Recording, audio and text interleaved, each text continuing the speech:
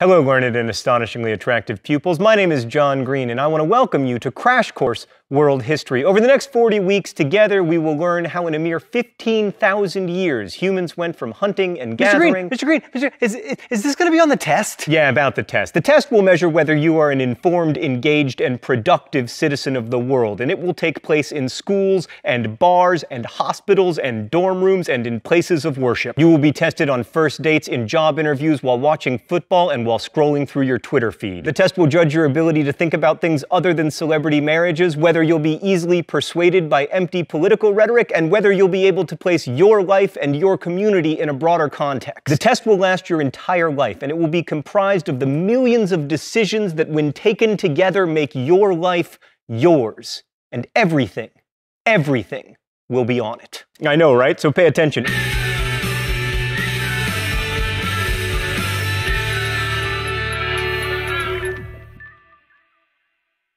In a mere 15,000 years, humans went from hunting and gathering to creating such improbabilities as the airplane, the internet, and the 99-cent double cheeseburger. It's an extraordinary journey, one that I will now symbolize by embarking upon a journey of my own. Over to camera 2. Hi there, camera 2, it's me, John Green. Let's start with that double cheeseburger.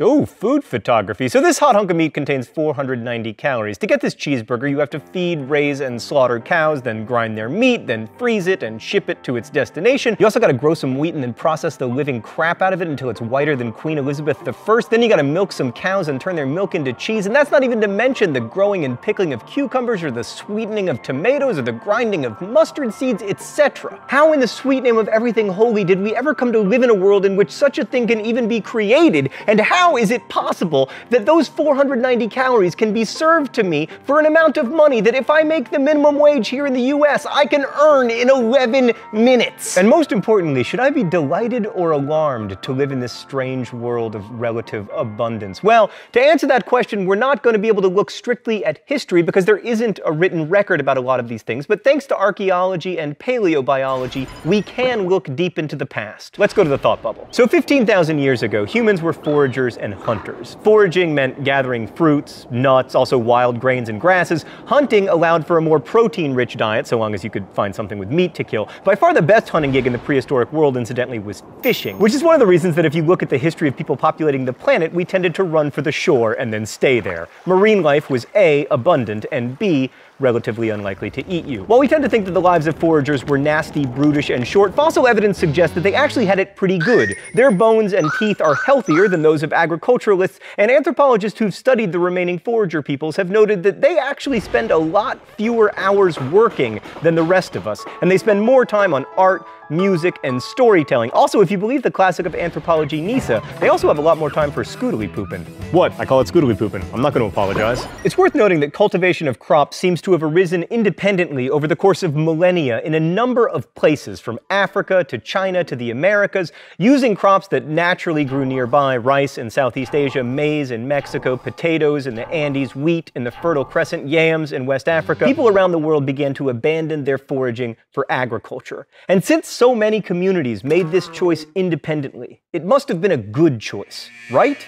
Even though it meant less music and scoodly pooping. Thanks, Thought Bubble. All right, to answer that question, let's take a look at the advantages and disadvantages of agriculture. Advantage: controllable food supply. You might have droughts or floods, but if you're growing the crops and breeding them to be hardier, you have a better chance of not starving. Disadvantage: in order to keep feeding people as the population grows, you have to radically change the environment of the planet. Advantage: especially if you grow grain, you can create a food surplus, which makes cities possible, and also the specialization of labor. Like in the days before agriculture, everybody's job was foraging, and it took about 1,000 calories of work to create 1,000 calories of food. And it was impossible to create large population centers. But if you have a surplus, agriculture can support people not directly involved in the production of food. Like, for instance, tradespeople who can devote their lives to better farming equipment, which in turn makes it easier to produce more food more efficiently, which in time makes it possible for a corporation to turn a profit on this 99-cent double cheeseburger.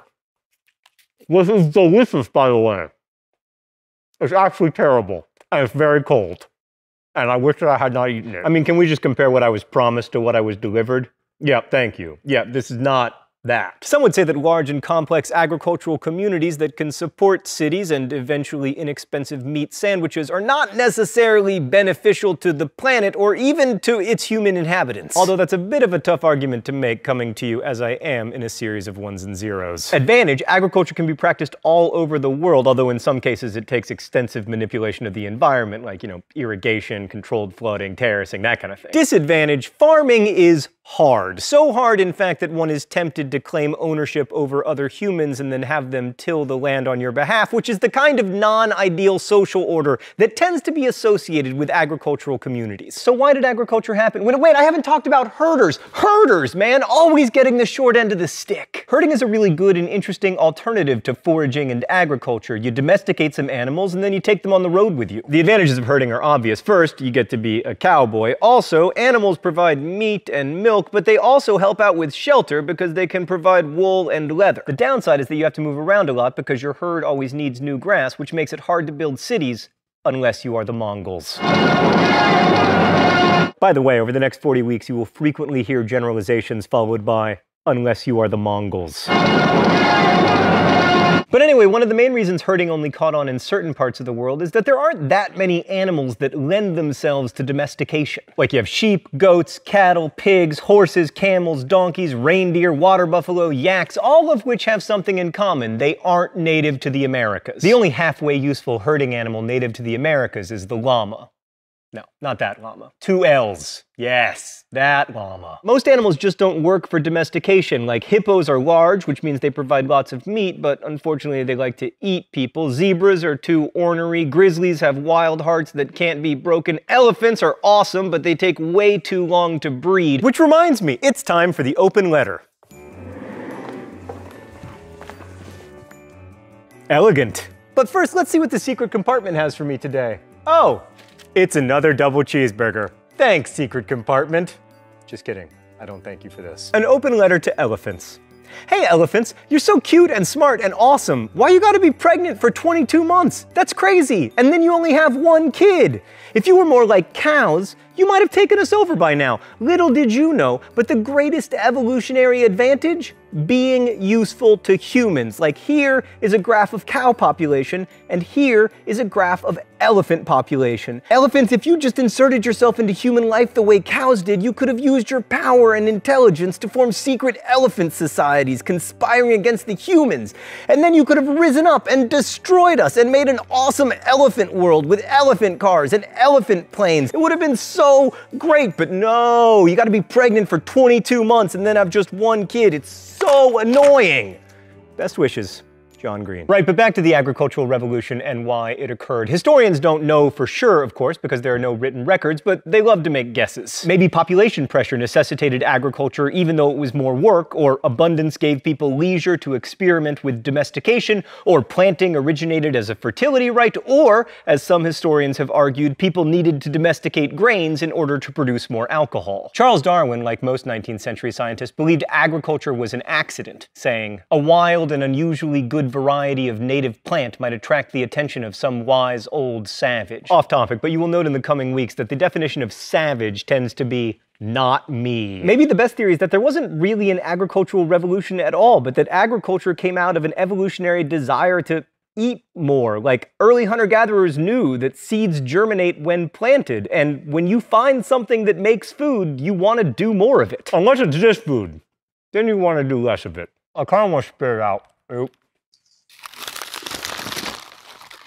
Oh, that's much better. So early farmers would find the most accessible forms of wheat and plant them and experiment with them, not because they were trying to start an agricultural revolution, because they were like, you know what would be awesome? More food. Like on this topic, we have evidence that more than 13,000 years ago, humans in southern Greece were domesticating snails. In the Frankfurt cave, there's a huge pile of snail shells. Most of them are larger than current snails, suggesting that the people who ate them were selectively breeding them to be bigger and more nutritious. Snails make excellent domesticated food sources, by the way, because A, surprisingly caloric, B, they're easy to carry since they come with their own suitcases, and C, to imprison them you just have to scratch a ditch around their living quarters. That's not really a revolution, that's just people trying to increase available calories. But one non-revolution leads to another, and pretty soon you have this, as far as the eye can see. Many historians also argue that without agriculture we wouldn't have all the bad things that come with complex civilizations, like patriarchy, inequality, war, and unfortunately famine. And as far as the planet is concerned, agriculture has been a big loser. Without it, humans never would have changed the environment so much, building dams and clearing forests, and more recently drilling for oil that we can turn into fertilizer. Many people made the choice for agriculture independently, but does that mean it was the right choice? Maybe so and maybe not, but regardless, we can't unmake that choice. And that's one of the reasons I think it's so important to study history. History reminds us that revolutions are not events so much as they're processes, that for tens of thousands of years, people have been making decisions that irrevocably shaped the world that we live in today. Just as today we're making subtle, irrevocable decisions that people of the future will remember as revolutions. Next week, we're going to journey to the Indus River Valley. Whoa, it's very fragile, our globe. Like the real globe. We're going to travel to the Indus River Valley. I'll see you then. Crash Course is produced and directed by Stan Muller. Our script supervisor is Danica Johnson. The show is written by my high school history teacher Raoul Meyer and myself, and our graphics team is Thought Bubble. If you want to guess at the phrase of the week, you can do so in comments. You can also suggest future phrases of the week. And if you have a question about today's video, please leave it in comments where our team of semi-professional quasi-historians will aim to answer it. Thanks for watching, and as we say in my hometown, don't forget to be awesome.